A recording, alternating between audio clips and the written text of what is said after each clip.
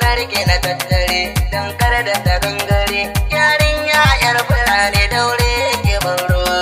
Ƙaunar ka na tattare don kar da ta gangare ka zama jinin ciki na annabin rayuwa.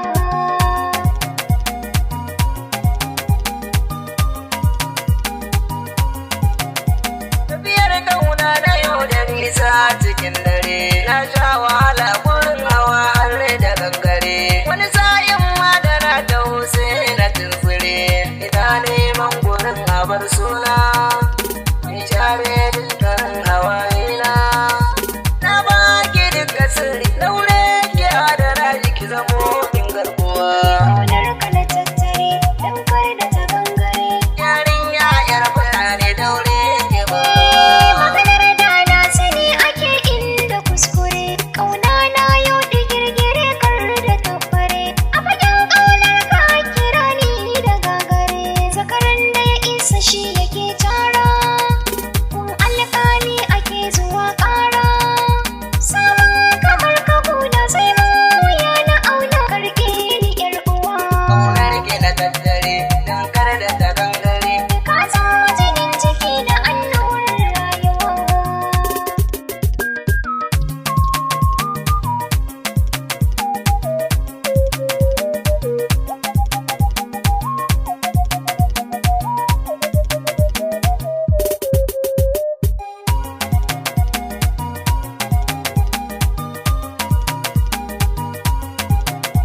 lallai na baki so da ƙauna ki garzayo ko da tafiyar ki kin kule sai ki waiwayo ki fahimci batu na soya da ran ba a siyo ki fahimci da san ki ni nake kwana kuma san ki yana shafi ka kalbina dan san ki na yi rauni zan so ki tallafe ni da na yi karuwa. Ƙaunar ka na tattare don kar da ta gangare.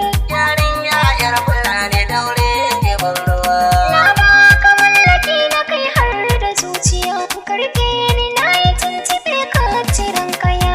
Kai mun farce na so ilai maka magiya. Komai ka biɗa ba ni jayayya. San maka komai ba ni jin kunya. Ƙauna idan da kunya sabai zama da jinya na baka rayuwa. Ƙaunar ki na tattare don kar da ta gangare. Ka zama jinin ciki na annabin rayuwa. Ƙaunar ki na tattare don kar da ta gangare. Yarinya yar